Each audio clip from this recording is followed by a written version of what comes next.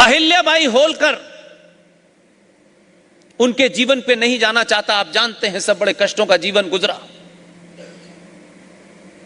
लेकिन अहिल्याबाई होलकर आज क्यों रिलेवेंट हैं, क्यों जिक्र होना चाहिए उनका? इतिहास की किताबों में इरफान हबीब ने क्या लिखा, रोमिला थापर ने क्या लिखा, वो अंतिम सच नहीं है। अहिल्याबाई होलकर का जिक्र इसलिए करता हूं, जब जब बनारस जाता हूं। अहिल्याबाई होलकर की शादी जब हुई तो उनको मुंह दिखाई में जितना सोना मिला, जितना पैसा मिला, उस पैसे से, राज के पैसे से नहीं, उस पैसे से अहिल्याबाई होलकर ने वाराणसी के अंदर एक इस्लामिक आताताई जिहादी ने बाबा विश्वनाथ की मूर्ति को खंडित किया था। अहिल्याबाई होलकर ने उस पैसे से उस मूर्ति की दोबारा स्थापना की और पूरे उस मंदिर का जीर्णोद्धार कराया। समय समय पर लोग आए, उस समय और काल की परिस्थितियों को हिसाब ध्यान में रखते हुए वो उतना ही काम कर सकते थे। अहिल्याबाई होलकर को शायद यह अंदाजा भी नहीं रहा होगा, क्योंकि उस वक्त प्रायोरिटी यह थी कि किसी भी तरीके से बाबा विश्वनाथ की पूजा निरंतर चलती रहे, सिर्फ इतना ही उनके मन में रहा होगा। क्योंकि अगर वो मूर्ति खंडित हो जाती तो पूजा नहीं होती, और पूजा नहीं होती तो हमारा समाज भूलने में माहिर है और कुछ दिन बाद के भूल जाते हैं। लेकिन अहिल्याबाई होलकर का उतना काम ही आज 240 साल के बाद, 240 इयर्स, इतने लंबे समय के बाद अहिल्याबाई होलकर के परिवार का अगर एक भी कहीं कोई नामो निशान होगा, तो अगर उसको यह बात सुनने को मिलेगी कि उन्होंने कहीं लिखा नहीं, वसीयत नहीं की, अपना काम किया और चली गई। लेकिन आज अगर उनका कोई वंशज होगा तो जहां काम अधूरा छोड़ा था, वहां एक आदमी गुजरात से चला। लोग समझते हैं कि यह पॉलिटिकली कुछ गणित है। मैं कुछ घटनाओं को सिर्फ नफे नुकसान से नहीं देखता, मैं उसको एक घटना से भी नहीं देखता। मैं ये मानता हूं कि जो भारत भूमि, जहां से एनर्जी पैदा होती थी और जहां से ज्ञान पूरी दुनिया में जाता था, वो ज्ञान और वो एनर्जी अब दोबारा वापस लौटकर भारत पहुंच रही है। इसलिए आप उसको साइंटिफिकली समझेंगे तो ज्यादा अच्छा रहेगा, बाकी आप उसको फेथ में देखेंगे तो शायद मुझे लगता है कि आज की जनरेशन के सामने बोलना मुश्किल होगा। एक आदमी गुजरात से चलता है, न वो हिंदी भाषी इलाकों का मास्टर है, 5.5 करोड़ की जनसंख्या के प्रदेश का मुख्यमंत्री होता है। कैसे उस आदमी के ये मन में सवाल होता है कि वो एक ऐसी जगह जहां बनारसी किसी को आसानी से अपनाते नहीं है,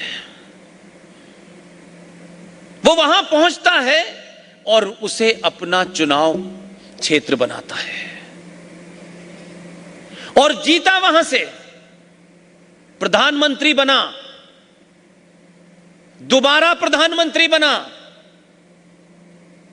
बनारस के बारे में कहा जाता है विश्व का सबसे पुराना शहर है, और उस आदमी के भाग्य में लिखा था ये चीजें सारी मैं तय और फिक्स मानता हूं।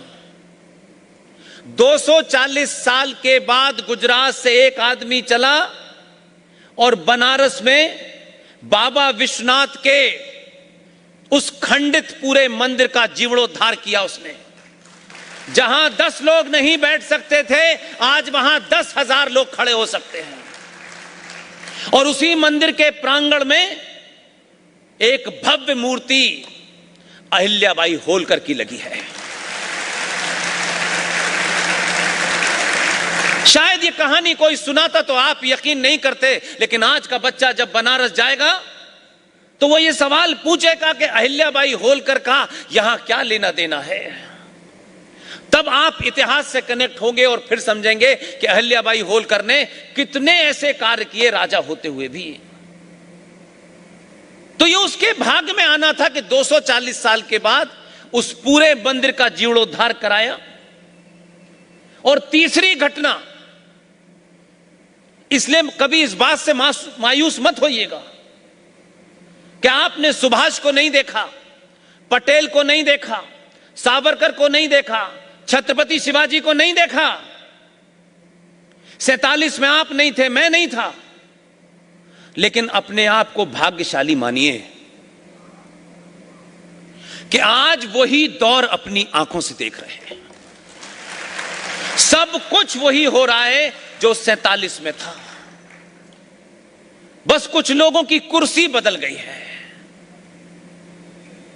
इसलिए जीर्णोद्धार होने के बाद एनर्जी का फ्लो देखिए। एक साधारण से परिवार का एक बच्चा, वो बनारस जाता है और बनारस में पता चलता है कि श्रृंगार गौरी का जो पूजन हो रहा था वो 1992 में बंद कर दिया गया कि मुलायम सिंह सरकार को लगा कि वो जो बाबर नाम के एक आताताई ने भगवान राम के मंदिर को तोड़ करके वहां मस्जिद बनाई है, उस जगह को तोड़ने वाले आदमी ने, आप सोचिए कि कैसे चीजें कनेक्ट होती हैं। ये मैं इसलिए आपको बता रहा हूं कि जिस शख्स ने 35 साल की उम्र में पूरा अध्ययन किया और अध्ययन करने के बाद उसने ये पाया कि भाई ये श्रृंगार गौरी के अंदर ये जो पूजा हो रही थी निरंतर, इसे सरकार ने बंद कर दिया है लॉ एंड ऑर्डर की वजह से। उसने एक 4-5 महिलाएं, उन्होंने पिटीशन कहा कि पिटीशनर हम तैयार करेंगे और उनके बिहाफ में एक केस डाला कि भाई ये लॉ एंड ऑर्डर की प्रॉब्लम थी, श्रृंगार गौरी का मंदिर क्यों बंद कर दिया गया, ये पूजा क्यों बंद कर दी गई। तो वहां के एडमिनिस्ट्रेशन ने बताया कि सरकार का आदेश था, लॉ एंड ऑर्डर की वजह से बंद हो गई थी। तो उसने इलाहाबाद हाई कोर्ट में यह अर्जी डाली कि श्रृंगार गौरी की पूजा का अधिकार मिलना चाहिए। और इत्तेफाक से हाई कोर्ट, उसने सरकार को नोटिस भेजा कि इस पे अपना जवाब दे दीजिए। तो आप 14 में बदले, उत्तर प्रदेश वाले 17 में बदल गए। और जब आप बदले तो सत्ता पे बैठने वाले को भी एहसास है कि मेरे प्रदेश की टोटल पॉपुलेशन 24 करोड़ है और अकेला चलाता है। उसके ऑफिस में जब यह अर्जी गई कि हाई कोर्ट ने कहा है कि सरकार इस पे जवाब दे, उसने उस कागज को पढ़ा और फाड़ करके डस्टबिन में डाल दिया और कहा कि उस वक्त की सरकार ने आदेश दिया था पूजा बंद हो जाए, मेरी सरकार अभी आदेश देती है कि पूजा शुरू कर दी जाए।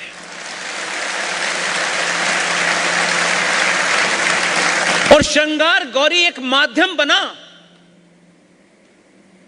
उस पूजा का आपको अधिकार मिला। और उस पूजा के अधिकार के बाद जब सवाल यह हुआ कि ये जो ज्ञान, वापी और मस्जिद, पहला तो डिफेक्ट यही है कि ज्ञान का मस्जिद से कोई संबंध नहीं है, कोई दूर दूर तक नहीं, वो भी नहीं कह सकते, उनको भी पता है ज्ञान से कोई संबंध नहीं उसका। लेकिन नाम रखा है ज्ञान वापी।